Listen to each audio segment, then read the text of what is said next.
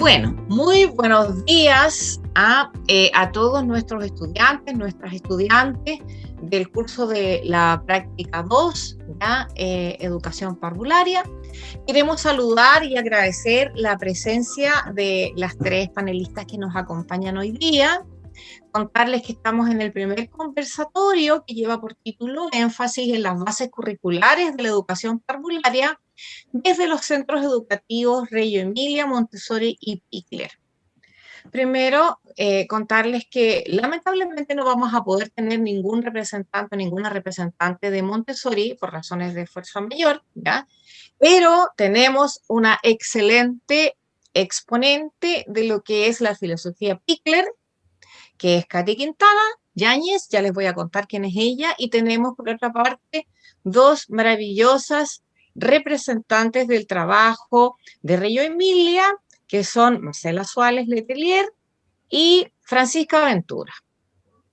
Agradecerles a ella por darse el tiempo de preparar este conversatorio y por regalarnos su tiempo y compartir su experiencia que ha querido ser escuchada y conversada, porque fue una petición de nuestros estudiantes durante este tiempo, tener la posibilidad de interactuar con personas que han vuelto a trabajar en este contexto tan complejo o personas que han tenido que hacer una serie de adecuaciones y enfrentar el trabajo con niños, niñas y sus familias en este contexto tan complejo que nos ha tocado vivir.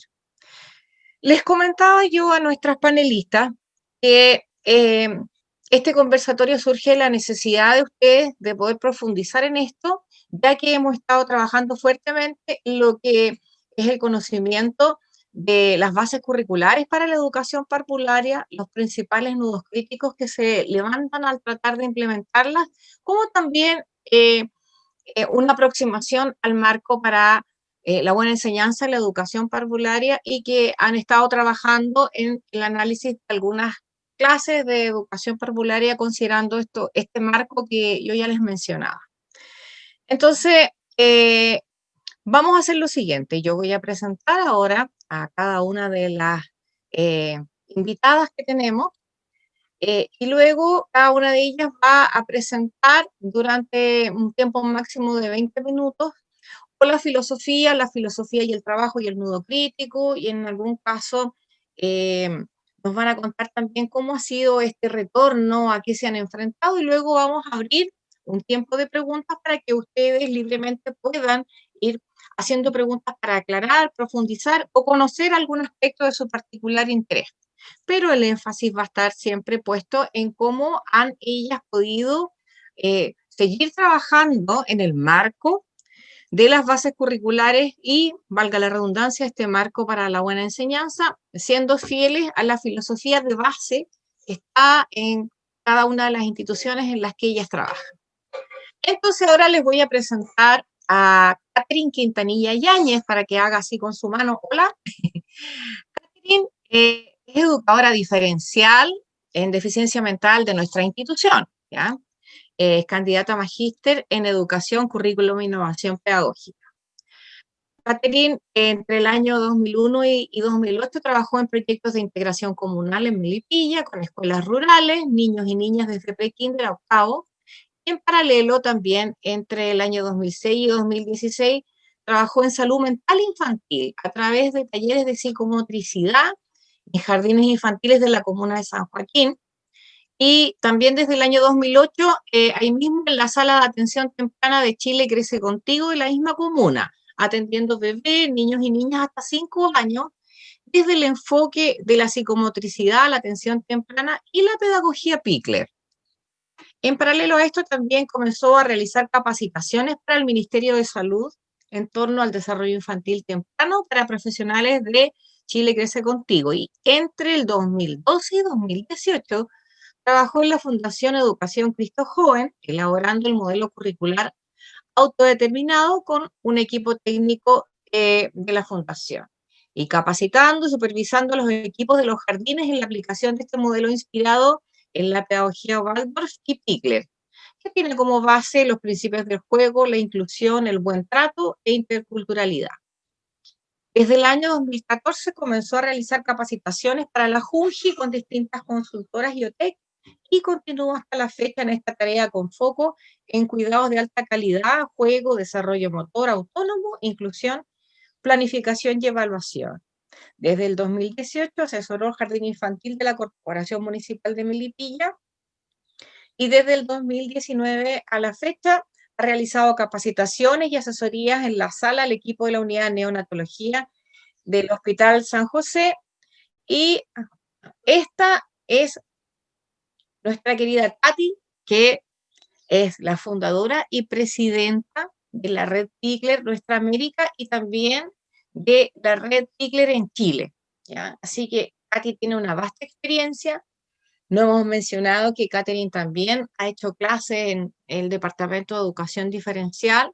Ya no me acuerdo los años, pero yo me acuerdo que estaba en el decanato cuando Katy hacía clases en el Departamento de Educación Diferencial. Si no me equivoco, Katy era en psicomotricidad, ¿cierto? En hartas cosas, Bueno, Anita, en yo, psicomotricidad, atención temprana, eso, ese. evaluación, práctica Ok, profesional, 3, ok, 4, ok. sí. Pero yo me acordaba básicamente del maravilloso trabajo que hacías en psicomotricidad porque es el que más conocí, ¿ya?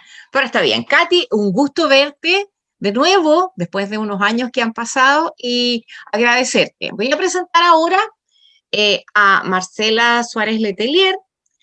Ella es educadora de párvulos, es candidata a magíster en didáctica de la Universidad de Chile, diplomada en observación y retroalimentación para la mejora de la práctica pedagógica y docencia universitaria de la Pontificia Universidad Católica de Chile, licenciada en educación y educadora de párvulos de la Universidad de Valparaíso de Chile.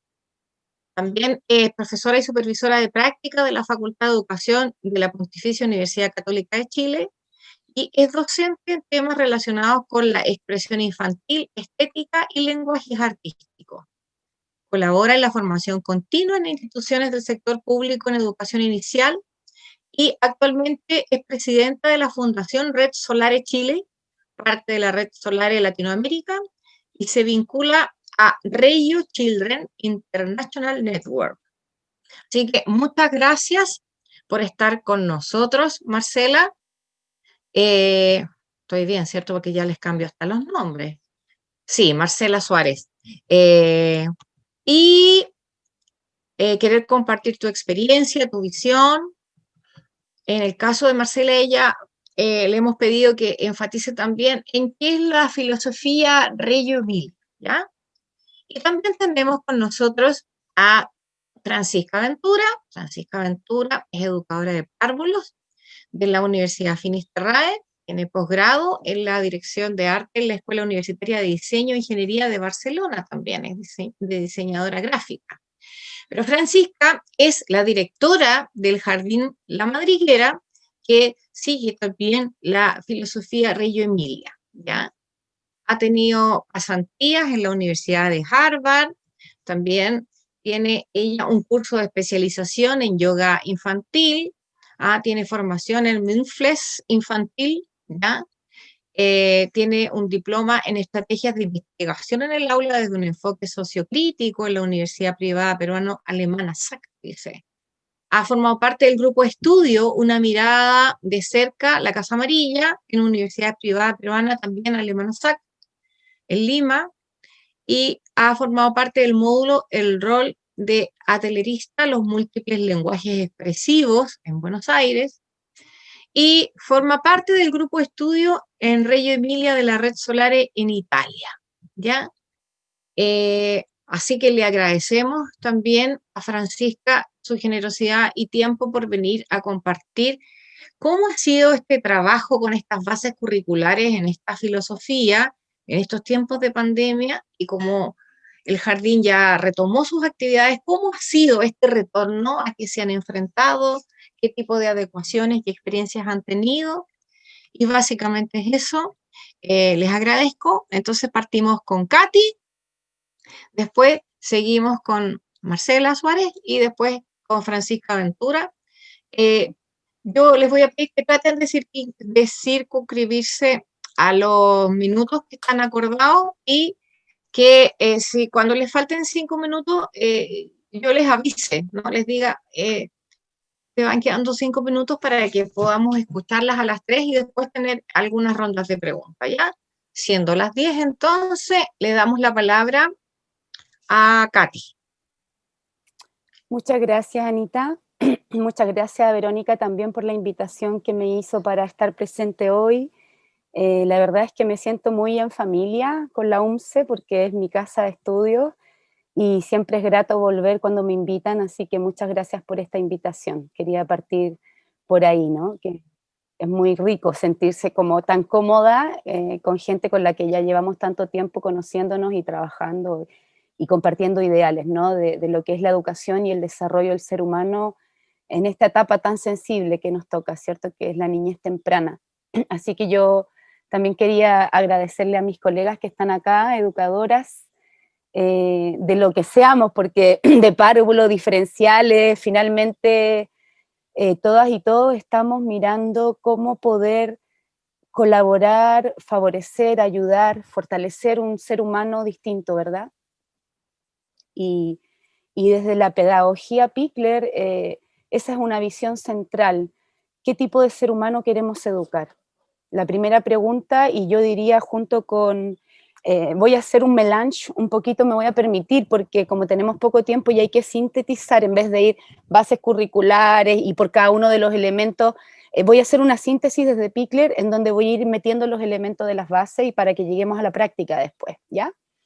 Me parece que cuando tenemos claro qué tipo de ser humano queremos formar, y esto en términos curriculares, en términos filosóficos, en términos psicológicos, en términos pediátricos, incluso podríamos decir en términos espirituales, si me lo permiten, cuando tenemos clara esa visión, entonces es mucho más fácil saber cuáles van a ser los elementos claves, centrales que vamos a tomar en cuenta para poner en la práctica, porque tenemos que tener por 3 niveles mínimamente el análisis hecho. A nivel ontológico, qué tipo de ser humano estamos pensando, y por lo tanto, a nivel epistemológico, cómo comprendemos que ese ser humano descubre el mundo, lo construye y aprende de él, ¿verdad? Y se va desarrollando en paralelo según sus competencias del momento y su maduración de ese momento. Y por otro lado, a nivel metodológico, tenemos que saber si tenemos clara la visión ontológica, la visión epistemológica, entonces, ¿cuál es la bajada práctica, cierto? Metodológicamente, ¿qué vamos a hacer? Y desde ahí se cruza el currículum, se cruzan los objetivos de las bases curriculares, ¿verdad? Se cruza nuestra visión de sujeto, porque esa visión de sujeto no es solo pediátrica, filosófica, psicológica, también es política. Entonces, cuando tenemos una visión completa, espiritual, política, que parecerían dos contrastes muy grandes, ¿no? Pero entre medio hay muchos matices, entonces desde la visión pikleriana, lo que tenemos claro, y en conjunto con el marco para la buena enseñanza y con las bases curriculares y la priorización curricular, que es lo que nos están pidiendo, ¿verdad? Porque también tú nos pediste, Anita, que viéramos qué es lo que pasa en la actualidad, la contingencia. Bueno, tiene que ver con lo mismo finalmente, porque desde la visión pikleriana, que claro, es una filosofía, es una pedagogía, pero también es un abordaje, porque no hacemos Pikler solo en educación, hacemos Pikler en salud, hacemos Pikler en orfanatos, en el ámbito del Sename, ¿te fijas?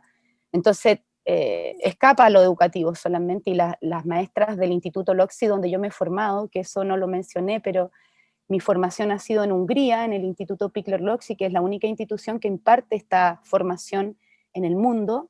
El resto son gente que tratamos de hacer la bajada para que otras personas también accedan, pero no podemos entregar un certificado, digamos. La Red Pikler Chile y la Red Pikler Nuestra América, que hacen formaciones o capacitaciones, no tenemos la certificación Pikler, digamos, como formación, pero hacemos la bajada en cada territorio. Bueno, entonces, diciendo eso, lo que quiero señalar es que las maestras piklerianas se plantean ellas mismas como un abordaje, no como una filosofía, no como una pedagogía, sino como un abordaje, porque es una visión muy amplia de cómo abordar el desarrollo humano en esta etapa tan sensible, tan temprana, tan inaugural y tan inconsciente, que es de 0 a 3 años, ¿sí? Eso no significa que la pedagogía Pikler no pueda abarcar un periodo más amplio, hasta los 5 o 6 años, pero ahí requiere complementarse con otras corrientes, con otras metodologías o con otras propuestas filosóficas. Y por eso es que en la experiencia que hicimos en la Fundación Cristo Joven, la Fundación Educacional Cristo Joven, que quizás algunas o algunos de acá conocen, lo que planteamos ahí fue esta integración Pikler-Waldorf, porque desde esa visión política que esa fundación tiene en el enfoque de derecho, por ejemplo, que las bases curriculares también lo tienen, ¿verdad? Esa visión que esa fundación en particular tiene calza perfecto con lo que plantea Pikler, con lo que plantea Waldorf, desde el equipo que armó ese proyecto, por ejemplo, ¿te fijas? Entonces, desde ahí, Pikler lo que vino a hacer fue como toda la base de lo que es el abordaje de 0 a 3, porque justamente es el vacío que existe en educación parvularia. Siempre en los años que yo trabajé, tanto en la Universidad Católica Silva Enrique como en la Universidad USINF y también en la UMCE, en las distintas carreras, porque me pasé por todas las especialidades, pude constatar que finalmente, cuando tenemos claro el enfoque de derecho, y no solo como un discurso político, sino como una comprensión de lo que es desarrollo temprano, de cuáles son los elementos claves del desarrollo temprano. Y por eso me gustaba tanto hacer clases, porque siento que esto falta mucho en educación parvularia y en educación diferencial también. Nos quedamos mucho en las metodologías, en las técnicas, en las estrategias, pero nos falta conocimiento de lo que es el ser humano en esta etapa sensible del desarrollo. Y ahí todo el mundo en general, por lo menos en mi experiencia asesorando jardines y trabajando en terapia, en salud y en educación, me doy cuenta que todo el mundo adolece, incluso en el ámbito de la salud, que tú dices, los pediatras debieran saber, los pediatras saben mucho pero de enfermedades y de medicamentación, no saben de desarrollo sano, por lo menos lo que yo he visto a modo general. Hay excepciones, por supuesto, como en todos lados. Las enfermeras saben de medición del desarrollo, pero no saben de desarrollo mismo. ¿Sí? ¿Me explico? Entonces, desde ese punto de vista, la pedagogía Pikler lo que pone al centro es la visión de esta niña, de este niño pequeño. ¿Quién es? ¿Qué es lo que necesita? ¿Cuáles son sus características particulares de esta etapa? ¿Qué es lo que dice su maduración del sistema nervioso? ¿Qué es lo que dice su motricidad? ¿Qué es lo que dice su juego? ¿Qué es lo que dice su comunicación preverbal a través del gesto, del movimiento, de la postura, de la sonrisa, de la mirada? ¿Qué nos está comunicando esa niña, ese niño durante la muda, durante la vestimenta, durante la alimentación, cuando cierra la boca y no recibe la cuchara? ¿Cuál es el metalenguaje que está ahí, que no es verbal, sino que es emocional, que ocurre a través del tono muscular y del diálogo tónico emocional que dice el doctor Julián de Ajuriaguerra, que ocurre cuando tenemos conciencia nosotras como adultas de que a través de mi postura, de mi tono muscular, de mi nivel de tensión muscular o de relajación muscular, voy a transmitirle a ese bebé, a esa niña, a ese niño pequeño, que se comunica principalmente a través del cuerpo y que la palabra viene como la guinda de la torta, pero la torta es todo corporalidad y emoción. Cuando tenemos eso claro, entonces vamos a comprender por qué en pedagogía Pikler la base son los cuidados de alta calidad. Porque todo el mundo habla de juego, todo el mundo habla de que el niño tiene que ser libre y tiene que explorar y tiene que aprender y ahí tenemos a Maturana y tenemos a todo el mundo que lo respalda, ¿cierto? Con la autopoiesis y todos los que hablamos ahora acerca del juego libre, estamos todos de acuerdo, si ahí no hay discusión. El punto clave para mí y el nudo crítico, Anita, que tú preguntabas, y que no es solo en la pandemia, sino que es histórico y que se arrastra, tiene que ver con los cuidados, porque nadie se detiene en la calidad de los cuidados. Y cuando hablamos de reforma educacional, estamos hablando de interacciones de calidad. ¿Y qué son las interacciones de calidad? ¿Qué significa que yo le dé calidad en el jardín infantil, en la sala cuna, en el hogar de Sename, en un orfanato privado o en el servicio de neonatología de un hospital? La calidad de las interacciones pasa porque yo como adulta, y esto es un concepto pikleriano, sea conscientemente controlada y tenga claro cuál es mi rol y qué es lo que yo le tengo que transmitir al bebé, a la niña o al niño pequeño, que está en formación de 0 a 7 años, es la etapa más importante de formación del ser humano, donde se instalan todas las bases de lo que va a ser toda la estructura de personalidad posteriori. Y después uno se pega la arregladita con la terapia, con las amigas, ¿cierto? Conversando, haciendo sus autoanálisis, círculos de mujeres, algunas por ahí experimentamos, lo que quieran, pero las bases estructurales están de 0 a 7. Y mientras no tomemos conciencia de eso como país, que yo creo Chile Crece Contigo hizo un gran trabajo, y esta reforma educacional con las bases curriculares que tenemos actualmente también ha hecho un gran trabajo, más allá de que hay cosas que se pueden siempre mejorar. instalar el juego como eje clave, instalar la ciudadanía temprana como ejes clave de esta reforma, pienso que han sido pasos gigantes que hemos dado como sociedad, pero todavía falta, ¿ya? Porque todavía no tomamos conciencia que esa ciudadanía temprana se construye en la calidad de las interacciones tempranas, que son principalmente los cuidados cotidianos. Si ¿dónde aprende un ser humano a ser ser humano? Durante el momento que le limpian el trasero, perdónenme lo explícita, pero para que quede claro. Cuando a ti te están higienizando, te están dando de comer, te están cambiando tu ropa, en esa etapa temprana, en tu cuerpo van quedando huellas inconscientes que se llaman huellas némicas. Esas huellas inconscientes son las matrices originarias, inconscientes de comunicación, de interacción y de adaptación al mundo. Cuando las niñas y los niños de 0 a 3 años, antes de que advenga el lenguaje verbal, desde la explosión del lenguaje alrededor de los 18, 24 meses y posterior, ¿verdad? Hasta que el lenguaje domine realmente el comportamiento, va a pasar varios años. Todavía lo corporal y lo emocional sigue teniendo el dominio del territorio del desarrollo temprano, ¿ya?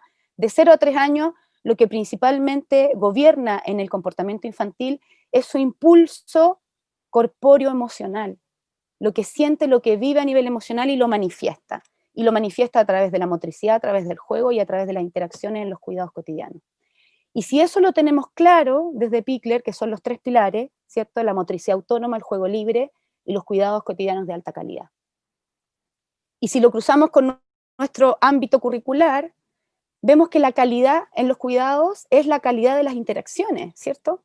Porque la niña, el niño aprende a interactuar con otro ser humano y se hace ser humano, y lo sabemos por las experiencias, ¿cierto? De la niña gallina y de Mowgli y de cuántos mitos existen, ¿verdad? En términos de cómo un ser humano se puede transformar en un animal, porque no ha sido educado de manera humana, ¿sí? Y esto lo tenemos claro. Entonces, si tenemos eso claro, es mucho más fácil comprender, y tomando a Maturana, que dialoga perfecto con Amy Pickler, la autopoiesis se encarna cuando decimos, esta niña, este niño viene con un potencial que nosotras y nosotros solamente tenemos que generar las condiciones ecológicas, el nicho ecológico desde Maturana, ¿cierto?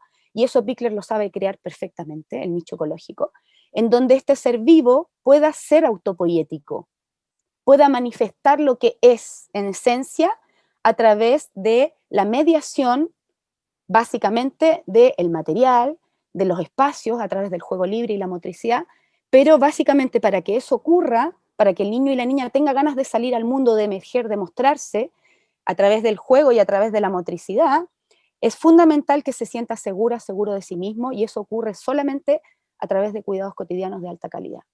Cuando nosotros tenemos claro que nuestro rol es garantizar que esa niña y ese niño se viva a sí mismo como un sujeto de derecho y como una persona capaz de mostrarse con seguridad frente al mundo, entonces tenemos claro que yo no puedo actuar impulsivamente, tengo que ser conscientemente controlada, como dice Pickler, porque yo soy una adulta referente que tengo que garantizar que no se me arranque la emocionalidad, la impulsividad, y entonces yo tengo que estar en modo zen, autoconsciente todo el rato, auto-observándome a mí y observando a la niña, al niño, a la guagüita, para saber qué es lo que ella o él necesita, qué es lo que eso que necesita me despierta a mí, cómo me impacta su emocionalidad cuando se, por ejemplo, se desborda en llanto. ¿Qué me pasa a mí con eso? ¿Cómo me siento yo? ¿Qué me evoca? ¿Qué me pasa a nivel del tono muscular? ¿Qué emoción le proyecto? ¿Cómo yo me autorregulo, respiro profundo, me hago cargo de esa emoción que es mía y no se la proyecto a esa criatura? Por eso es una adulta conscientemente controlada. No es porque tengo que ser controladora. ¿Se entiende la diferencia? Conscientemente controlada porque estoy atenta a cómo se altera mi respiración, a cómo se altera mi tono muscular cuando esa niña o ese niño cambia de actitud, cambia de emoción, me dice una cosa o me dice otra, ¿sí? ¿Se entiende esto? Entonces desde ahí, si yo soy conscientemente controlada, voy a poner atajo a mi impulsividad emocional y voy a poder autorregularme y decir, esto me da rabia, me molesta, me gusta, me pone alegre, me seduce, ¿qué me pasa? Y desde ahí entonces voy a elaborar una respuesta consciente, no una respuesta espontánea. Perdónenme, no le quita espontaneidad a la calidad de la relación, pero no es impulsiva la respuesta. es una respuesta pensada, meditada, elaborada. Y para eso ha habido una formación, ha habido un proceso en el cual yo he aprendido a ver a esa niña, a ese niño como un sujeto, y he aprendido que mi actitud le va a modelar, que mi actitud le va a formar. Desde ahí entonces, el gran desafío, el gran nudo crítico, es cómo nosotras y nosotros como adultos nos damos cuenta de cuál es el rol que nos compete y no invadimos a las niñas, a los niños, tanto en los cuidados como en el juego, porque somos expertos y expertas para meter nuestra cuchara en el juego y querer enseñarles algo, cuando en realidad tienen todo para aprender de forma autónoma, si es que nosotras y nosotros realmente les garantizamos la seguridad afectiva a través de los cuidados de alta calidad, y si además les generamos un ambiente de juego y de motricidad en el cual puedan desplegar todo su potencial, indistintamente, y aquí me quiero referir al tema de inclusión, porque para eso soy buena educadora diferencial, la pedagogía Pikler es tremendamente inclusiva, o sea, ni siquiera se pregunta si tenemos que aceptar o no aceptar, si no, no, o sea, todas las niñas y los niños están acá porque a cada niña y a cada niño se le atiende y se le da el lugar que le corresponde según sus características. Evidentemente hay mayor desafío cuando presentan dificultades más complejas, cuando hablamos de retos múltiples, por ejemplo, ¿cierto? Va a ser más difícil poder acceder a la autonomía, al juego libre, etcétera, y vamos a tener que generar otras condiciones que podríamos hablarla en otro momento. Pero la pedagogía Pikler, que tiene a la base estos cuidados de alta calidad, que cuando hablamos de situaciones de traumatismo, o guaguitas, niñas, niños que viven en orfanatos, en instituciones, en los hospitales, o que vienen a las cunas de familias que tienen como característica interacciones de muy baja calidad, incluso con violencia, con vulneración de derechos severos, entonces con mayor razón nuestras aulas y los equipos de educación diferencial deben llegar a los jardines. Nuestro futuro está en la educación regular. Yo siempre decía, espero el día en que desaparezcamos como especie de educación diferencial, porque será el día en que exista realmente la inclusión, que yo no sea necesaria como educadora diferencial. Entonces ese es el desafío, siento yo. El nudo crítico es que realmente podamos estar presentes, con un sujeto al frente y no con un objeto, en el que yo soy capaz de verle y de evaluar, elaborar mi respuesta para poder seguir dándole lugar como sujeto. Y que todo el diseño metodológico que yo haga del espacio, de los materiales y de cómo trabajamos como equipo nosotras, educadores diferenciales, incorporados en los equipos regulares desde jardines infantiles y salas cunas, para visibilizar eso que a lo mejor en una niña, en un niño que presenta una situación de discapacidad es más difícil para el equipo educativo de educación parvularia encontrar, ¿sí? De cómo podemos hacer una mediación específica de aquella dificultad que la educadora de párvulo a lo mejor no alcanza a ver porque su formación es distinta, y poder colaborar para visibilizar a esa niña, a ese niño que necesita, a lo mejor, que le den más tiempo para explicar, que necesita más seguridad emocional para expresarse y que no es autista, porque me ha tocado ver en jardines que me dicen, este niño parece del espectro, y lo voy a ver y en realidad es un niño hiper tímido, muy inseguro, que le cuesta hablar, pero que cuando logra estar seguro para jugar, despliega todo su ser maravilloso. Imagínense si lo mal diagnosticaran como autista. ¿Qué error estaríamos cometiendo? Entonces, qué importante es el rol nuestro de la educación diferencial en el ámbito de la educación regular, sobre todo ahora, en este tiempo de pandemia, en que las niñas y los niños han sido tremendamente traumatizados, y es urgente que pongamos la atención en la calidad de los cuidados. Si la familia no puede garantizar cuidados presentes todo el día, que elijan uno, una vez al día, que la mamá, el papá, la abuelita, la tía, quien esté a cargo, se enfoque en decir, en este horario que tengo más tranquilidad del día, porque ya cociné, porque ya limpié, porque lo que sea, me voy a tomar esta media hora para hacerle una muda, para darle de comer, para bañarle, para lo que sea, un cuidado, un momento de interacción que realmente sea de calidad, que yo me tome el tiempo, que le tenga paciencia, que le dé lugar para que se exprese, para que se demore, que yo no lo tenga que apurar. Si la familia una vez al día trabaja con esto, vamos a tener un salto cuántico, porque las niñas y los niños van a empezar a acostumbrarse a que el buen trato es la manera humana de relacionarse, y que los tironeos y el apuro no son parte de lo humano, que lo profundamente humano es el respeto, y ese respeto se expresa en la calidad de las interacciones que ocurren principalmente durante los cuidados. Y desde ahí se proyecta hacia el espacio de juego, hacia la exploración, hacia la experimentación, y por eso en el Cristo Joven complementamos con Waldorf, porque consideramos que toda la parte de los versos, las rondas, los cuentos, la expresión artística, el trabajo con el huerto, etcétera, complementaban perfectamente toda la base que ya veníamos desarrollando desde Pikler de 0 a 3 años. Muchas gracias y espero que esta experiencia les haya servido. Gracias a ti, Katy, ha sido maravilloso escucharte. Vamos a conversar ahora, a escuchar a Marcela Suárez, ¿ya? Y enseguida me imagino que los y las estudiantes les van a hacer algunas preguntas, ¿ya?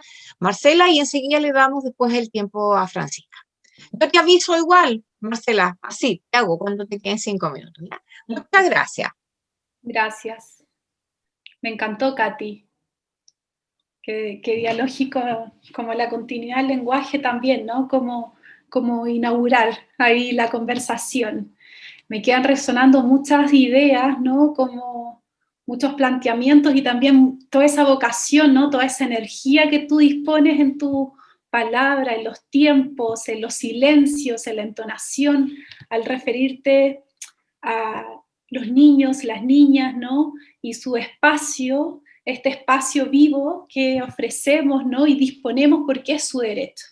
Creo que eso es muy importante plantearlo. Nuestras bases curriculares, ¿no? Nuestras políticas hacia la infancia parten desde hace mucho tiempo con la presencia de los derechos, ¿no? En los años 90, sin embargo tomó más fuerza a nivel de política pública en los gobiernos, ¿no? Del Chile Crece Contigo, que tú trabajaste ahí, Katy, un ejemplo tremendo de propuestas en los centros de salud, que obviamente ahí es una propuesta muy rica, y creo que nuestras bases curriculares ahora le están dando un soporte de una calidad mucho más rica en cuanto a la consistencia política, ¿no? Y obviamente el marco para la buena enseñanza es una continuidad de aquello. Creo que da una mirada realmente de niño sujeto de derecho. Sin embargo, hay que plantearnos principalmente las bases curriculares desde su primer capítulo, que son todo el sustento filosófico, ¿no? Pedagógico que tiene de base, y ahí es la fuerza. Creo que esta es la fuerza que como comunidades, como profesionales de la educación, de la salud, ¿no? Todo tipo de profesional que trabaje con y para la infancia requiere replantearse su sustento y su base filosófica, pedagógica, ¿no? Para poder realmente pensar con la infancia. Y ese pensar con la infancia, desde la filosofía reyana, requiere pensar una base que es ¿qué imagen de infancia tenemos? Es una base muy antigua, ya no lo inventó la filosofía reyana, es muy antigua, solo que es una base que se cuestiona mucho. Si no nos cuestionamos nuestra imagen en nuestro actuar, en mi discurso, en mi postura, por eso me quedé tan pegada en tu postura, tu palabra, tu entonación y tus silencios, Katy, porque hablan mucho también, ¿no? En mi práctica pedagógica, en mi forma de planificar, de hacer didáctica, ¿no? En mi forma de pensar la evaluación, todo aquello tiene una imagen de infancias. Todo. Y porque todos hemos sido niñas o niños, si es que hay un varón, acá veo a Felipe, ¿no? Hemos sido niños o niñas presentes. Entonces, cuando hemos vivido nuestra infancia, hay una carga histórica, cultural, que trasciende nuestra forma de vida y se hace presente en el actuar.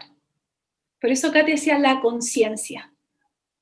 Porque hay muchos estudios que dicen, estudiamos pedagogía, pero en la práctica aflora, ¿no? Este imaginario que es propio de mi historia, propio de mi cultura y mi territorio, ¿no? Ser niña en el sur, ser niña en el campo, ser niña en la ciudad, ser niña en el altiplano, en la playa, en una isla, es completamente diferente. Porque el territorio me lo permite, pero además porque las relaciones y las interacciones con el otro tienen una carga política, una carga cultural, una carga relacional que construye mi ser.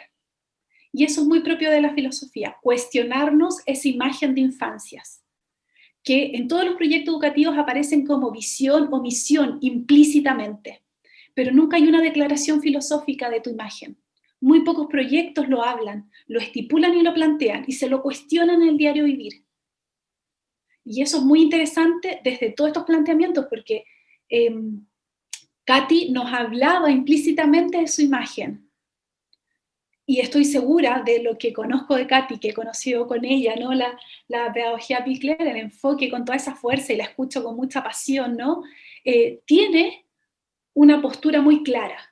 Y creo que acá es muy interesante, ¿no? Desde la filosofía también lo van planteando, bueno, ¿qué imagen hay aquí? ¿Qué imagen tenemos de niña o niño? De otros géneros, ¿no? De la diversidad en todo su espectro. ¿Qué imagen tenemos aquí depositada? Y depositada en mi historia, porque es mi huella. Y eso es muy rico, es mi huella.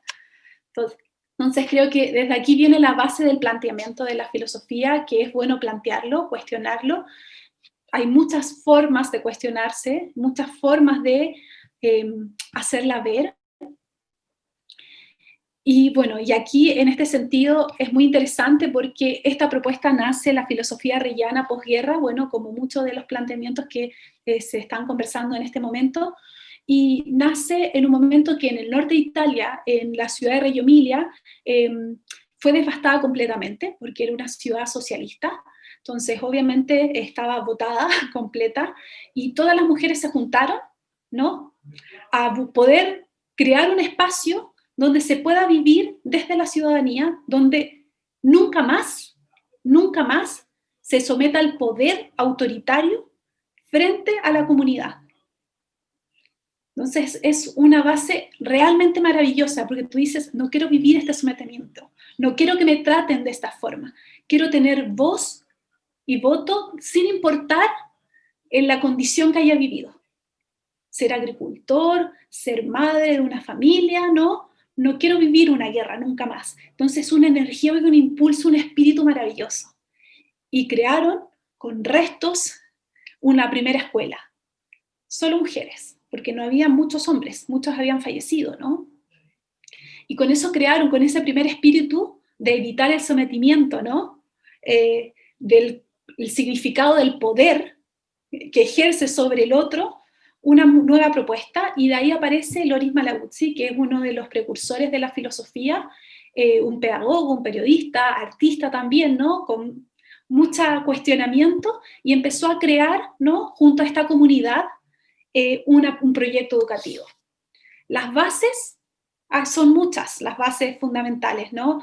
Vygotsky, Brunner, aparece Piaget también, aparece Gardner, bueno, muchos precursores que están presentes en muchas de nuestras propuestas, que son bien antiguos, pero son muy contemporáneos, ¿no?, con la postura que plantean. También ha aparecido últimamente, hace como 20 años, Maturana, un poco más, neurociencia con mucho más fuerza, porque obviamente está desmitificando, fortaleciendo varias posturas, y claramente siguen cuestionándose la base, la imagen de infancia. Y de aquí, desde esta imagen, aparecen muchos elementos que son representativos de la propuesta. Uno de aquellos, el espacio como tercer maestro, porque como decía Katy, ¿no?, el espacio habla. Y desde la filosofía reyana aparece una mirada de el espacio como un espacio de disrupción, pero también de contención. Un espacio amable, un espacio respetuoso, un espacio que tiene que tener una riqueza ética, estética, muy bien pensada. Entonces ahí también hay una relación en el espacio que tiene un orden no fijo, no es muy fijo ese orden, ¿no? Tiene una mirada muy, o sea, si uno buscara imágenes, son espacios bellísimos, porque tiene también un sentido estético desde el arte, muy bien pensada, ¿no? Otro principio son los 100 lenguajes, la teoría de los 100 lenguajes, que si es que lo han conocido, habla de qué manera un sujeto social, complejo, político, cultural, tiene en su forma de relacionarse múltiples formas de hacer visible muchas disciplinas en su actuar. Se podríamos comparar lenguajes con disciplinas, ¿no? Las matemáticas, las ciencias, la danza, la motricidad en todo su espectro, ¿no? El circo, bueno, todas las posibilidades, el lenguaje oral, escrito, bueno, todo, se hace presente en los niños y niñas, y de qué manera los educadores o educadoras y artistas, porque ellos se trabajan con muchos artistas, requieren hacer presente una propuesta donde aparezcan y surjan estos lenguajes como un modo de simbolizar el pensamiento. Y la forma de simbolizar generalmente lo hacen a través de proyectos, ¿no? Trabajan con proyectos. Y ojo, que los proyectos son realmente el interés de los niños y niñas y no el interés del adulto, temáticas estacionales, ¿ya? Porque vemos mucho en los jardines, en las escuelas, temáticas estacionales. Típico, el mes del mar, en mayo. Acá, si el niño no vive en el mar, si el niño no se cuestiona el mar, si la niña no piensa en el mar, si no tengo nadie en mi familia en el mar y ni siquiera tengo la posibilidad de ir al mar, el mar no es un tema, ¿ya? No es un tema que me lo impone mi historia de niña, ¿ya? Eso es importante. Entonces surgen los proyectos porque realmente es un cuestionamiento real y auténtico de la vida cotidiana de ese niño o esa niña. Y eso es maravilloso porque eso involucra a este adulto que investiga mucho al niño y a la niña, se cuestiona el punto de vista de ese niño y esa niña, ¿no? Se plantea, bueno, ¿qué es la vida cotidiana para él o para ella? Bueno, Katy mencionaba desde los primeros años también los cuidados cotidianos y desde aquí surgen cuestionamientos. Los niños se cuestionan el mundo, viven el mundo desde que nacen. Y eso es muy interesante porque cómo aparece este cuestionamiento en relación a cómo yo me cuestiono su mundo. Porque es un mundo que compartimos, que habitamos y nos relacionamos. Entonces ahí aparece una mirada y uno de los principios también, que es la pedagogía de la escucha. Y la pedagogía de la escucha nos hace pensar, bueno, cómo hay una relación sublime, sutil, delicada y muy sensible de lo que ese niño o esa niña está viviendo. ¿Cómo aparece esta didáctica planteada para poder tomar decisiones en una planificación? ¿Cómo organizo este espacio y este ambiente desde los cuestionamientos que se está haciendo? Y aquí es bien interesante porque el espacio no es un espacio estandarizado. No estandarizado me refiero a que no tiene parámetros fijos. ¿Ya? Por ejemplo, en una sala de colegio debería estar siempre aprendiendo lenguaje y matemática con cierta forma y cierta estandarización o metodología o mirada. Acá no. Acá el espacio tiene que tener la historia de esa sala. Habla de los proyectos de esa sala, habla de la identidad de ese grupo, pero también de las individualidades que hay en ese grupo. Habla del colectivo, pero habla de las singularidades. Y ahí es una forma metafórica de pensar las salas de una manera muy bella, y también muy bella en la autonomía que le da a los profesionales de la educación, porque los hace pensar y los posiciona como sujetos complejos. Porque pensar la complejidad de un niño y una niña te hace pensar que tú también tienes que leer ese mundo complejo. Levanta y eleva esta mirada, oye, este niño también es complejo, es muy complejo de entenderlo, ¿no? Hay que investigarlo, como decía Katy. Tenemos que estar constantemente aprendiendo, pero para darle esa complejidad y sostener esa complejidad, yo debo también pensar en complejidad, pensar en 100 lenguajes, escuchar el universo y el mundo de la metáfora de los niños y niñas que viven, pensar la relación ética que merece ese niño y esa niña, porque yo también me lo merezco, ¿no? Necesitamos elevarnos al mismo nivel de elevación que tienen ellos y ellas, y eso es maravilloso. La sala es el espacio que más desafía. Los espacios con niños y niñas son los que más nos desafían en el mundo, porque son muy inciertos. Y esto también es muy propio de la pedagogía, vivir en la incertidumbre. Este momento nos hizo vivir completamente en la incertidumbre, porque hace elevar la creatividad, te hace pensar en otros universos. Pero cuando estamos asustados y no reflexionamos, nos vamos a lo seguro. Y lo seguro es controlar. Entonces acá realmente es dejarte llevar por lo incierto. Incierto con reflexión, incierto con profundidad, incertidumbre con investigación. Y eso es clave en este momento. Este año nos desafió a vivir esa incertidumbre y todos vivimos esa incertidumbre. Nos sentimos en nuestra infancia, ¿no? Con ese enojo, con ese miedo, con esa emoción, con esa frustración, pero también con esa necesidad de decir, tengo que salir adelante, ¿no? Así aprendí a caminar, intentándolo, haciéndolo, probándome. Y es algo muy interesante la pedagogía porque te hace constantemente estar reflexionando. Tu camino y tu andar, tu proceso y tu mirada. Se posiciona el deseo y la mirada, ¿no? Muy Foucault, también uno de los cuantos referentes que aparecen en la pedagogía reyana. que nos hace, ¿no?, cuestionarnos y mirar el mundo.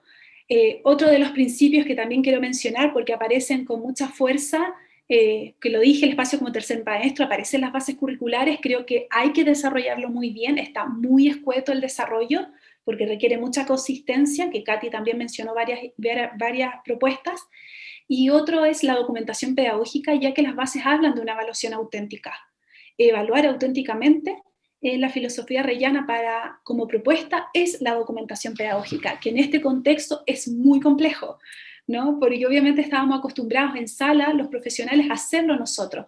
Hay una documentación pedagógica, viene de las artes, ¿ya? Documentar es fotografía, registro, toma de nota de tus procesos de interpretación, ¿no? Bosquejos de idea, y eso después se dispone en una gráfica digital bellísima, por cierto, si quieren buscar es bellísima, pero tiene un sustento de mucha investigación de los cuestionamientos y teorías que están construyendo los niños y niñas en su mundo.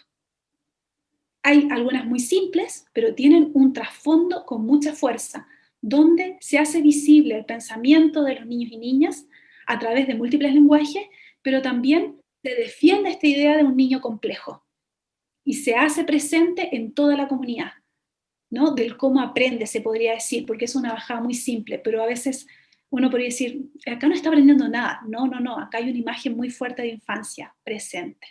Entonces creo que en este contexto de tanta incertidumbre, la base es reflexionar qué imagen hay detrás de mi decisión didáctica, de mi forma de pensar la evaluación, de mi forma de posicionarme en las relaciones que ofrezco y que están disponibles para relacionarnos con los niños, las niñas y su contexto. Su contexto es cambiante siempre, no solo ahora, siempre es cambiante, siempre es complejo, siempre es incierto.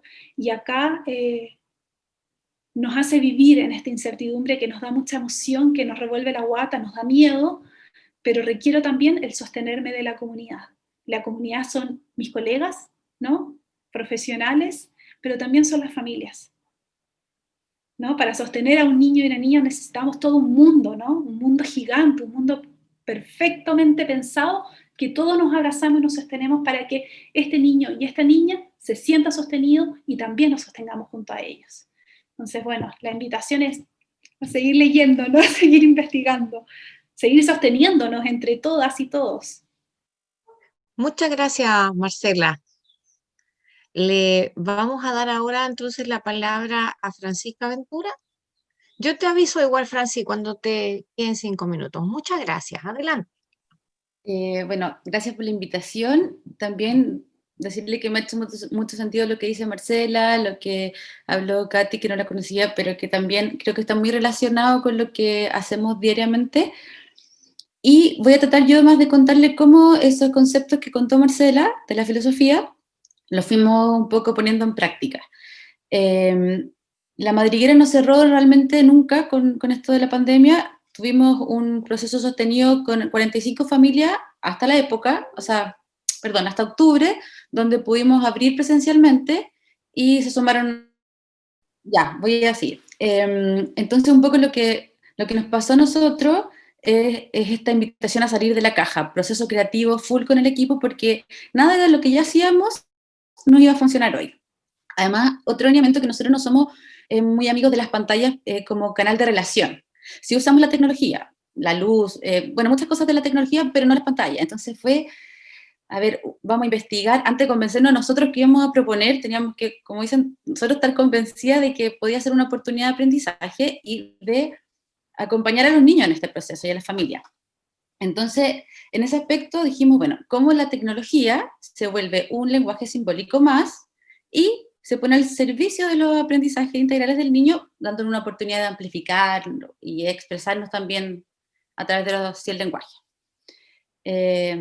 Al comienzo fue todo muy confuso, hubo harta propuesta, ensayo-error, más investigación, y en ese punto fue clave la relación con los papás, con la comunidad. Porque también para ellos era un mundo nuevo. O sea, ellos generalmente tercerizaban al menos el 50% del cuidado de sus hijos. Entonces ahora tenían que estar con ellos todo el día, que eso era lo más terrible para ellos, porque era como, ¿cómo lo hacen? O nosotros le decíamos, mira, hagan esto, pero me demoré media hora en hacer esta propuesta de ambiente y él estuvo 2 minutos de como frustración. Y nosotros, bienvenido a nuestro mundo, o sea, así es. Y ese es un proceso que hay que aprovechar, hay que mirar, hay que evidenciar, hay que documentar. Y ahí fue súper importante el concepto, por ejemplo, de la documentación. Ya no podíamos documentar nosotros. Entonces los papás eran nuestros ojos. Entonces, ¿cómo invitamos al papá, este papá que está súper nervioso, inestable, con pega en la casa, sobrepasado en todos los sentidos, cómo lo invitamos a estar zen, como decía la Katy, a ser un adulto autorregulado y poder mirar a este niño, a este hijo? Y entonces levantamos como un proyecto que nació como de la necesidad de la comunidad más bien, que fue como esta escuelita para padres, donde parte del equipo, también parte de los papás, quienes tenían algún tipo de expertise con relación a las problemáticas que se levantaron en la pandemia, le ofrecía a otros padres un poco de información, un espacio de encuentro, de reflexión, de preguntas. Y eso de alguna manera funcionó bastante bien porque creo que lo que más pasó fue que calmó la ansiedad de los papás. Luego, los papás ya se embarcaron como en este viaje propio de mirar a sus hijos. Y en ese aspecto, muchos de los que no veían estos desafíos que nosotros le planteábamos, ya los veían.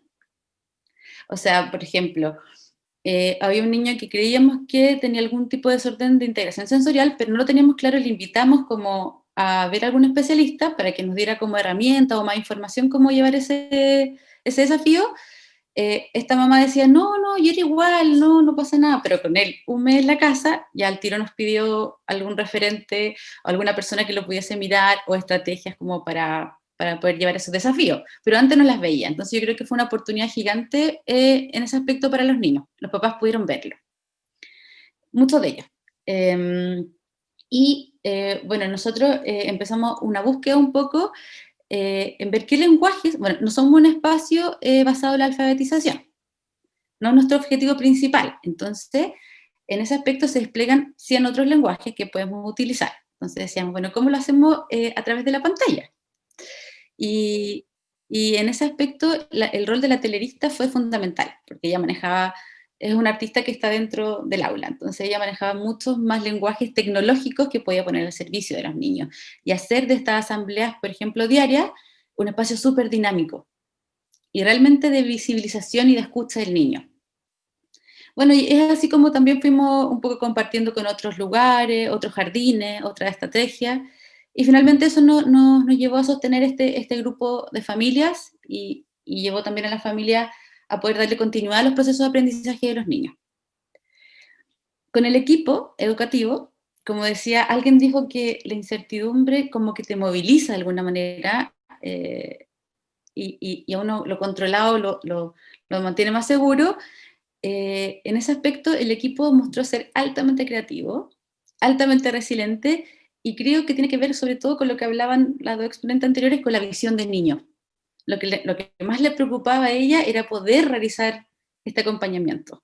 Entonces, en esa búsqueda se levantaron muchas maneras, y también utilizamos mucho lenguaje simbólico. También creo que es importante en este desafío como pandémico entender que la diferencia es un valor que enriquece el aprendizaje. Entonces, en ese aspecto, quizá más por el área diferencial, niños con desafíos más claros o diagnosticados, fueron clave, insisto, o sea, clave para el grupo entero. Y se levantaron también proyectos que tienen que ver con adaptaciones curriculares para esos niños, acompañados siempre de un equipo, digamos, de profesionales que nos iban nutriendo, y nosotros también tenemos esta posibilidad de invitar a los profesionales a aulas. Como ahora estamos con poquitos niños y con grupos burbuja, los profesionales pueden ver cómo estos niños se desarrollan en un contexto más social. Y eso también ayudó mucho a las terapias que tenían la mayoría de los niños que están en la madriguera. Y en ese aspecto siento que es súper necesaria la labor del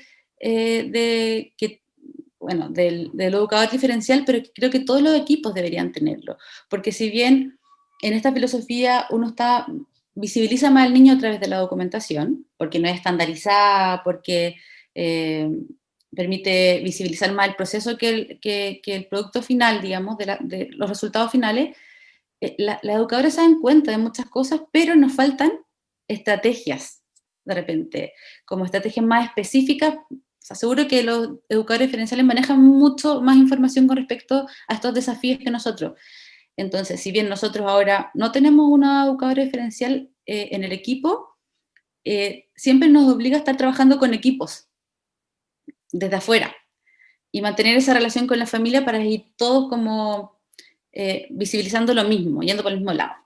Y siento que es súper importante que todos los equipos debiesen tener insertos, o sea, no ser de educadores diferenciales, sino que ser un educador más dentro del aula. Creo que es súper necesario porque este periodo sensible, creo que se pueden abordar de manera más respetuosa las cosas, o con terapias más respetuosas, pero creo que el principal desafío son los padres. Esto de visibilizar. Por eso siento que la pandemia de alguna manera fue una oportunidad. Porque los papás generalmente son, bueno, yo sé que es un proceso difícil emocional, quizás ver desafíos que asusta un poco, pero creo que ahora es cuando. De los 0 al primer septenio al menos, hemos visto resultados magníficos con terapias de juego, o con terapias respetuosas, o con papás conscientes, y quieren aprender, que quieren aportar. Entonces creo que la mayor complejidad podría ser un gran desafío, son los padres. Y cómo transmitirle esta información a los padres. No sé, nosotros como educadora de párvulo no tenemos un ramo en la carrera para eso, tenemos un ramo que dice cómo llevar las entrevistas, cosas, pero es como los doctores tienen que tener un ramo para decir esas noticias como medias trágicas y poder decirla de buena manera, porque creo que hace la diferencia. Un papá, si uno se lo dice de una manera, el papá se pone es mucho más receptivo. Si uno le muestra evidencia, la documentación, que es súper importante, si uno le muestra evidencia de lo que está diciendo y lo argumenta, es muy diferente a cuando uno le transmite un problema. Entonces creo que en ese aspecto, a nosotros como educación de párvulo nos falta quizá, no sé, por lo menos en mi carrera no había un ramo específico que hablara como ese manejo, y creo que es súper importante. Sobre todo porque también queremos espacio rico en diversidad, queremos inclusión, queremos que sea altamente nutritiva para todo el grupo, entonces en ese aspecto también creo que es importante. Anoté, bueno, otro aspecto que creo que se linkea un poco con las bases curriculares, el hecho del niño ciudadano. Nosotros manejamos mucho el concepto de ósmosis, que es como la relación que tiene el niño con su entorno. Y en ese aspecto, el niño seguía siendo niño y seguía teniendo las necesidades de niño, aunque sea en un contexto pandémico. Entonces quisimos acompañar y que la comunidad también, o sea, que la comunidad también entendiera este niño protagonista de su aprendizaje, este niño ciudadano con necesidades de entender este momento histórico que está viviendo. O sea, nadie de nosotros vivió ante una pandemia, y ellos con una biografía muy cortita ya están viéndose enfrentados a una situación y a un contexto muy cambiante, muy estresante, y que prácticamente los invisibiliza. No sé si ustedes se acuerdan que al comienzo de la pandemia podían salir a pasear los perros, pero los niños no podían salir. Yo veía letreros donde uno va a comprar remedio, la farmacia decía no se pueden entrar niños. Me parecía muy, muy violento. Bueno, ahora ya vemos muchos estudios que hablan del daño que se generó un poco en este contexto, y en ese aspecto tenemos una comunidad muy consciente. Por ejemplo, ahora que volvimos presencial, los papás eligieron volver con una modalidad mixta, que fueran unos días presenciales, pero que otros siguieran vía remota, para así poder mantener el cuidado de grupos burbuja y que este proceso se pudiese sostener en el tiempo. Entonces ahí hablamos de una conciencia de los papás. Y los papás también decían, yo prefiero correr el riesgo, llevar a mi hijo al jardín, que ir a un restaurante con unos amigos y correr el riesgo ahí. O sea, yo entiendo que los niños aprenden en base a las relaciones que construyen en este periodo. Entonces es súper importante que esa interacción exista. Y los papás están muy conscientes de eso. Creo que se educó mucho a la comunidad en este proceso, que creció mucho el equipo, porque con esta invitación a salir de la caja, a inventar nuevas maneras, a conectarse con sus propias biografías también, como alguien habló ahí, a construir una biografía de espacio. O sea, si bien nosotros nos inspiramos en la filosofía educativa de Reggio Emilia, tenemos nuestra propia biografía, y que no es un método, no hay una sola manera de hacer las cosas. Entonces en ese aspecto se va nutriendo. Cuando a uno le pasan cosas malas en la vida, uno aprende, y cuando ya puede superarla, siente que va algo aprendido. Creo que también nos pasó eso como equipo y como espacio. Creo que los papás, por sobre todo, aprendieron mucho, y también entendieron esto del derecho a la complejidad que dijo Marcela, que realmente abordar las necesidades de la infancia no es tener una batería gigante de actividades muy entretenidas y muchos juguetes y muchos colores para los niños, sino que el niño también puede profundizar, puede investigar.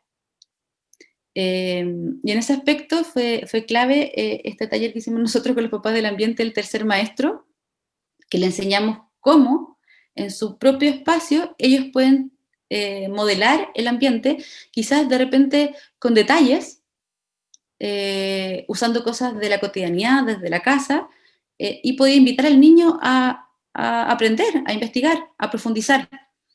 Entonces yo creo que también fue clave que ellos entendieran que ellos tienen el derecho a la complejidad y pueden ser inmensamente complejos, que nosotros básicamente no somos unos transmisores de conocimiento, sino que somos unos co-constructores del aprendizaje con ellos, que vamos juntos en este camino y que muchas veces ellos nos enseñan a nosotros.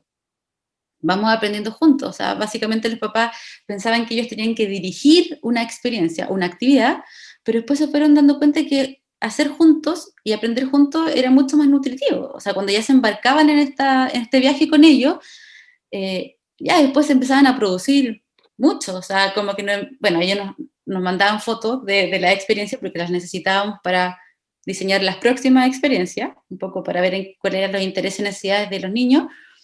Ya veíamos papás que estaban así full producidos con las naves, participando más parte de la familia. Nosotros teníamos media hora de asamblea donde se hacía la experiencia, pero después esta experiencia duraba todo el día en la casa.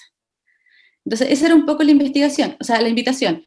Y también desde la materialidad, desde el uso de materiales y desde el ambiente, también invitamos mucho a estar conscientes de estos materiales de reciclaje, el material real, o sea, una olla, una cuchara, que también eso era un material muy potente porque es material real, que da un conocimiento real al cuerpo, a la experiencia. Y nosotros hicimos unas cajas, no sé si las vieron, pero hicimos unas cajas de exploración donde le entregamos a los papás 10 materiales, 10 elementos que no eran de un solo uso. O sea, por ejemplo, arena, piedras, conchita, planta, no sé, 10 elementos con los que ellos van a trabajar todo el mes. Entonces también el nivel de estrés, por eso que no tengo material en la casa, que ya no, como que me piden tanta cosa y no tengo plasticina, o sea, no necesitamos tampoco tener una batería inmensa de materiales para que el niño aprenda. Entonces, de alguna manera creo que un poco este proceso invitó a los papás a cambiar su concepto de niño. A las educadoras invitó un poco a movilizar sus prácticas pedagógicas, porque si bien estamos en un espacio donde estamos muy conscientes del niño y lo estamos visibilizando, siempre las cosas se van estandarizando o se van yendo como para el lado de favorecer la logística de los adultos. Uno empieza como a ser funcional y decir, no, mejor lo hacemos con todo porque así no ensuciamos, y empieza a perder un poco la oportunidad aprendizaje del niño. Entonces se empiezan a estandarizar las prácticas pedagógicas en función del adulto. Y esto, de alguna manera, lo que nos invitó es a favorecer las prácticas pedagógicas en torno a las necesidades de los niños. Y también el equipo los invitó a ser altamente flexibles. Por ahí alguien decía que el segundo nombre de Malaguzzi era flexibilidad. Porque está como en esta búsqueda de cuestionarse las cosas, como adultos y niños abiertos a la crítica. ¿Y por qué? ¿Por qué abierto a la crítica? Porque nos permite investigar, movilizarnos. Seguramente lo que era Reggio Emilia en los 50 no es Reggio Emilia ahora. ¿Por qué? Porque había una búsqueda constante, una reflexión constante. Y esa, por ejemplo, nosotros no nos hubiésemos juntado en este contexto, o sea, como si no hubiese existido la pandemia. Hubo muchos encuentros y reflexiones pedagógicas y creo que se cuestionó mucho el modelo educativo a través de de esta mirada, esta nueva mirada. Y creo que yo lo veo totalmente como una oportunidad. Fue muy difícil el proceso como jardín, sostenernos, fue un desafío constante, prueba, ensayo y error, pero creemos que ya llevamos un camino aprendido, que nos queda mucho más por aprender, y que esto de alguna manera comprueba que el niño es el protagonista de su aprendizaje, básicamente. Si seguimos ese lineamiento, siempre nos va a resultar. Si seguimos como la logística más adulta, más de controlar, como decía la Marcela, como de lo que ya me resultó volver a hacerlo, probablemente nuestras prácticas pedagógicas vayan decayendo y vayan perdiendo resultados, y bueno, lo que está pasando ahora, el cuestionamiento del modelo actual. Me parece súper importante recalcar que el equipo pedagógico, por lo menos en este caso, se puso la camiseta totalmente por los niños, y esa vocación se nota en los profesionales. O sea, yo siento que uno tiene que estar ahí en el pie del cañón, dándolo todo, y los profesionales así siempre destacan y siempre cambian la vida de muchos futuros adultos. Así que esa invitación se las dejo a todos los que están escuchando, que los moviliza la infancia. Eso. Muchas gracias, Francisca. Les agradecemos enormemente la experiencia que han compartido con nosotros a Francisca, a Marcela y a Katy. Y ahora ofrecemos la palabra a nuestros estudiantes, a nuestras estudiantes, para que vayan levantando la manito. ¿Quién quiera hacer alguna pregunta? ¿Habías levantado la mano recién tú, Geraldine? Eran aplausos. Ah, eran aplausos, ya. No veo ninguna manito alzada, pero es el minuto. O si quieren abrir el micrófono y preguntar, ¿no? Comentar, aclarar. Bueno, yo, o sea, es que básicamente después quiero hacer como una especie de síntesis, pero la verdad es que me pareció súper interesante todo lo que aportaron, y porque además nos acerca un poco a lo que está haciendo la tarea de las educadoras de párvulo con los niños directamente y con el trabajo con la familia. Entonces lo encontré súper interesante ver cómo fueron integrando el contexto, el espacio de la casa, por ejemplo, los materiales que los niños tenían a mano, los adultos que tenían cerca en ese momento como para poder mediar en el aprendizaje, y la verdad es que lo encontré un desafío súper importante, y creo que obviamente van a poder sacar muchos elementos de reflexión, de replanteamiento tal vez de algunas prácticas para ir permitiendo el desarrollo de los niños en esta edad tan importante. Entonces, yo creo que en todas las expositoras recalcaron la importancia de la primera infancia, ¿no es cierto?, de los 0 a 3 años, donde más se mencionaba, ¿no es cierto?, el hacer que ellos tienen con los niños, y cómo también el entorno y el contexto va apoyando este proceso. Entonces lo encontré súper interesante. No sé si los chiquillos quieren hacer alguna pregunta al respecto, sobre todo en el ámbito de qué se hacía en el espacio de pandemia propiamente tal, cuando tenían que estar conectados a un o sea, podría decir a un computador, a una pantalla que les permitiera la interacción con los compañeros y con los profesores, con las educadoras. Me parece que nadie tiene preguntas hasta el momento. Sí, aquí apareció una, de Valentina. Sí, Valentina, dice, en contexto de pandemia vemos cómo muchos niños, espérate, se me cerró el chat. Aquí, cómo muchos niños se han acercado a las tecnologías y se han vuelto dependientes de esto incluso. Nacen con la tecnología a la mano y vemos como en el caso de los adolescentes forma parte de su vida. ¿Cómo desde el educar se atiende esto? ¿Cómo los reconectamos será, con la experiencia real de conocer la, no sé, dice pelado, de manera real, Pelota. no una pantalla. La pelota será, de manera real, no una pantalla. Sí, pelota, sí. ¿Qué se puede hacer ahí? Dale, Fran. Como la experiencia que tuvimos nosotros. No funciona con todos los niños ni con todas las edades, y es un proceso tal cual el que vivimos cuando están presencial. Necesitan más tiempo. Lo que sí fue clave es tener grupos acotados muy pequeñitos, de máximo 5 o 6 niños, donde nos permitiera de alguna manera ver al otro, que las educadoras siempre promovieran la interacción y la relación. No era como una experiencia guiada, era todo el tiempo promover la interacción entre ellos, y como les dije antes, las educadoras se propusieron abordar todos los sentidos a través de la pantalla, no solo el visual. No era unidireccional, como por ejemplo cuando ponemos una película a un niño, que hay un estímulo unidireccional donde no existe interacción, el niño no existe básicamente. Acá era todo lo contrario, nos propusimos que el niño fuera básicamente el protagonista de esta propuesta. A los papás le enviábamos lo que íbamos a hacer en cada asamblea diariamente, qué material necesitábamos para que el niño ya lo tuviese dispuesto, y cuando entrábamos en este contexto de asamblea virtual, intentábamos que fuera lo más parecido cuando estaba en presencial. Invitamos a la comparación de ideas, a reflexionar en sus hipótesis, a hacerse preguntas. El manejo de las tecnologías de la educadora también aportó mucho, porque, por ejemplo, la telerista, los niños dibujaban algo, lo ponían, la telerista lo recortaba y lo metían en una historia, entonces era muy dinámico. Pero insisto, fue todo un camino, toda una búsqueda. Hicimos cosas que no nos resultaron, hicimos cosas donde los niños no participaban tanto, íbamos analizando constantemente lo que hacíamos para ir mejorándolo un poco y para ir atendiendo esas necesidades que veíamos. Y en ese aspecto, insisto, no todos tuvieron buenos resultados, pero sí la mayoría, y teníamos también otra área del contexto online para esos niños que no podían atender a una pantalla o que les hacía mal atender una pantalla.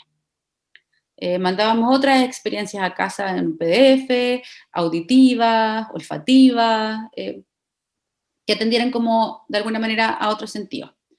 Pero también hay que tener mucho tacto con eso. O sea, esa pregunta que se hizo Valentina me parece súper justa, porque también nos hicimos esa pregunta inicialmente. De ahí partió todo. Pero también pienso que el ser humano, o sea, los niños no son nativos digitales, o sea, como dicen, como, ¡ay, mira, te dan un superpoder que ahora saben usar la tablet, apretan! Yo pienso que un niño que nace en una familia de bailarines va a bailar muy bien. Un niño que tiene la tecnología todo el día a la mano la va a manejar muy bien. O sea, lo que uno le ponga al niño va a aprender a hacerlo, porque está ávido de aprendizaje, aprende por descubrimiento. Entonces, probablemente, no creo que sea como una nueva raza de niños súper digitalizados, no.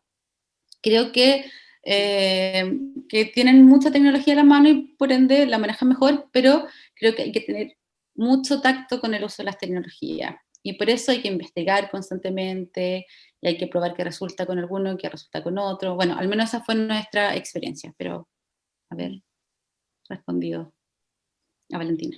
Gracias, Francisca. No sé si hay alguna otra consulta o comentario. Sí, Katy. Yo ¿tú quisiera quieres decir agregar algo, sí, a Sí, Katy. propósito de la pregunta de Valentina, que concuerdo con todo lo que dice Francisca también, y Marcela, les agradezco también, ha sido muy enriquecedor para mí también escucharlas. Siento que hay mucha convergencia entre las distintas miradas, así que es muy, muy rico. Solo quería agregar que además de por la exploración, las niñas y los niños aprenden por imitación. Entonces, como aprenden por imitación, es fundamental en el trabajo que hacemos con la familia y este tema en las pantallas, ¿qué ejemplo damos nosotros? Porque si no tenemos dominio de lo que pasa con la tecnología en nosotras y nosotros como adultos, ¿qué ejemplo le damos a las niñas y a los niños? Por un lado, ¿cierto?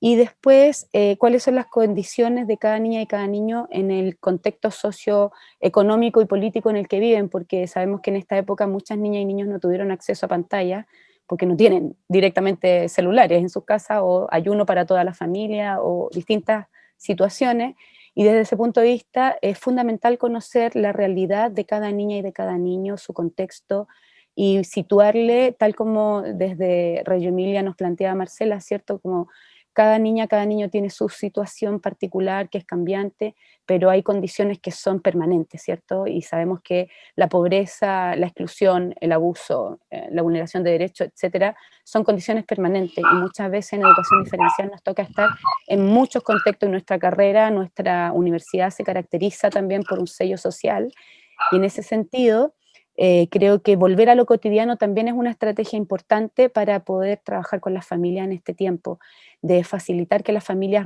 redescubran que en el cocinar juntos, en hacer el pan, o en, por ejemplo, si es que los que tengan un macetero, plantar una semillita y ver cómo crece una planta de tomate juntos en la familia, y con las guaguitas, las niñas y los niños menores de 2 años que tienen otras dinámicas, porque también es importante distinguir que dentro del gran septenio, ¿cierto?, de 0 a 7, tenemos al menos 3 niveles distintos que son súper diferentes, súper característicos y que tienen necesidades totalmente distintas.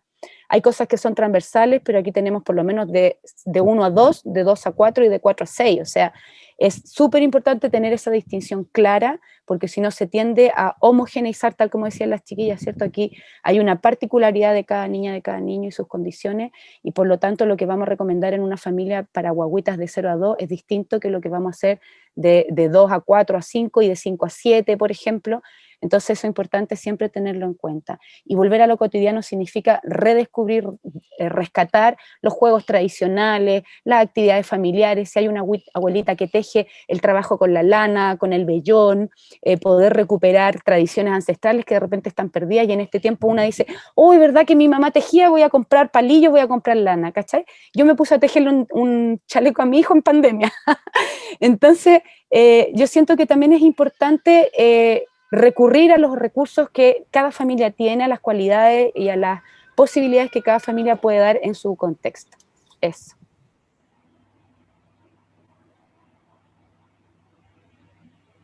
Gracias, Katy, gracias, Francisca. No sé si hay más consultas al chat o levantando la manito. Ale, ¿tú querías decir algo? Sí, Ale. Sí, bien cortito.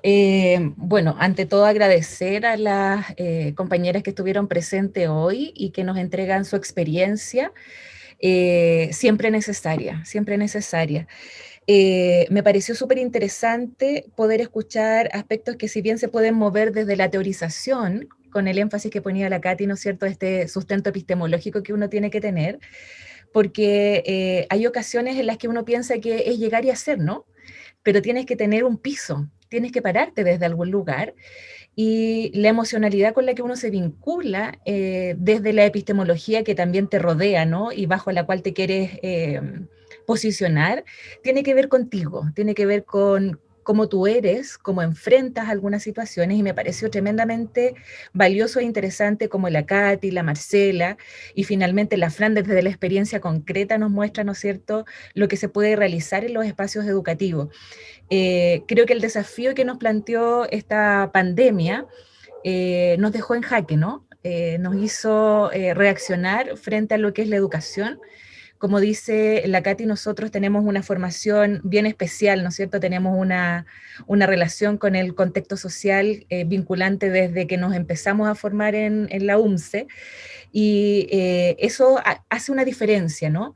Y las estudiantes, les estudiantes en general nos decían que la ausencia de estar en un espacio de práctica también genera muchas emociones.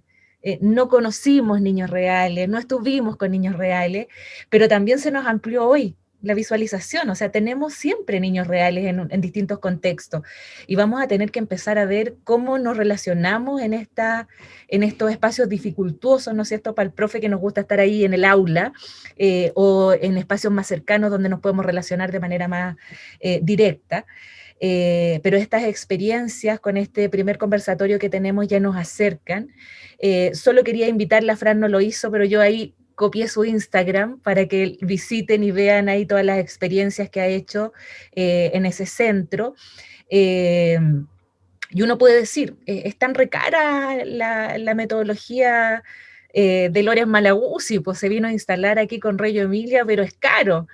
O tiene un acceso limitado para algunas personas nomás. Pero cuando uno mira el material, cuando uno mira cómo la creatividad de este docente se instala en ese espacio pensando, no en él, no en los resultados que él espera, sino en estas niñas que están ahí, cambia la cosa, po. Y uno ve un trocito de madera, uno ve un ovillo de lana, o uno ve el amasar, y ahí te das cuenta que puedes sacar un montón de experiencias y permitir que los niños experiencien y vivan en una situación directa lo que está ocurriendo. Así que estoy infinitamente agradecida, me parece maravilloso porque nosotros lo habíamos hecho desde la teoría, ¿no? Contamos lo que dicen las bases, hablamos del tercer educador como el espacio, el ambiente educativo, hablamos de la Amy Pickler y lo maravillosa que es, ¿no es cierto? Y cómo nos llevó a ver a este niño en contextos reales, a observar, a documentar, y estas tres grandes miradas que hoy toman las bases curriculares, yo creo que le dieron en el clavo. Que espero que nosotros miremos la puntita, ¿no? La puntita de ese clavo y podamos tomar estos elementos que son realmente valiosos. Así que les agradezco infinitamente la participación en esta mañana. Oye, yo me quiero dar la palabra porque parece que los chiquillos y las chiquillas están con timidez esta mañana o quedaron con todo tan claro y tan entusiasmados que no saben qué preguntar, ¿ya? Pero yo quería tomarme de todo lo que ustedes han dicho y hay algo que tú decías, Katy, que después de alguna manera fue retomado por todas las personas que hablaron, que tenía que ver con el componente ontológico, epistemológico y ontológico, ¿cierto? Entonces, si yo tengo claro, Metodológico. perdona, eso, a eso voy a ir. Si yo tengo claro la persona, ¿cierto? El niño que quiero, ¿cierto? Formar, lo visualizo, ¿cierto? Y tengo claro ciertos principios, una postura de cómo yo me relaciono, cómo genero vínculo con este niño, ya sea desde Pickler o desde Reggio Emilia, ¿sí? O Montessori, ¿ya? Eso también lleva aparejado, ¿cierto? Cuando yo ya quiero bajar, en lo metodológico es una cuestión que es central y que es una fortaleza de nuestra carrera.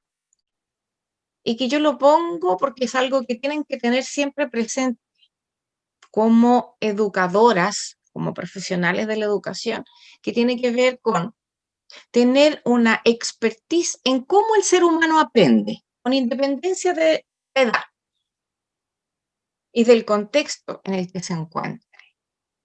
Entonces, ustedes han tenido la posibilidad de estudiar la teoría sociohistórico-cultural, en que el aprendizaje se explica como fenómeno, ¿cierto?, de una determinada manera.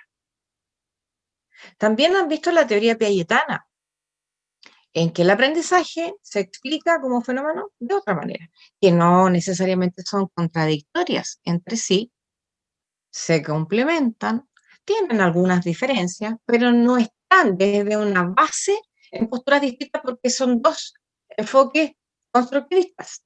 Uno con más énfasis en lo social, otro más cognitivo, pero hay un sujeto activo en la construcción del aprendizaje.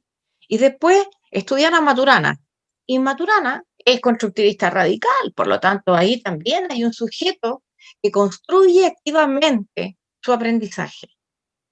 ¿Sí? Y lo que las colegas nos han compartido hoy día radica particularmente en posturas que van con lo socioconstructivista. Pero además uno tiene en el cuerpo el enfoque de aprendizaje tradicional, la captación de estímulo, estímulo respuesta. Entonces, ¿cómo se deshace uno de ese aprendizaje que uno tiene cuando llega acá a las líneas didácticas y empieza a darse cuenta de cómo es que las personas aprenden lo que sea a lo largo de su vida, pero con una impronta distinta que tiene que ver con estas tres teorías de aprendizaje que ustedes tienen la fortuna de conocer en su formación para que no lo pierdan de vista. Entonces, cuando piensen en que van a trabajar con niños o niñas, además de tener presente todo lo que las profesoras nos han dicho, es muy importante la postura filosófica, el vínculo que quiero generar, qué es lo que quiero que aprendan, pero el cómo tiene que ver con esa concepción de aprendizaje. ¿Cómo genero, cómo organizo situaciones de aprendizaje para que descubran relaciones, ¿sí? Conceptos, pero descubran, exploren y establezcan conexiones? Entonces, eso que no se les olvide, porque Si no, uno tiende a hacer más de lo mismo, y cuando tiende a hacer más de lo mismo, se cambia, po. Y entonces empieza a controlar, y muévete por aquí, y anda por aquí, por allá, y olvida a esta persona, y tiende a la homogeneización. Por eso me ha parecido tan interesante y maravilloso poder escuchar a Katy, a Marcela y a Francisca, porque creo que estamos en una misma sintonía. Eso me alegra mucho y me da esperanza, ¿ya? Les agradezco enormemente la generosidad en compartir su conocimiento. Bueno, y en virtud de la hora, Fernanda, te pediría que por favor cerraras.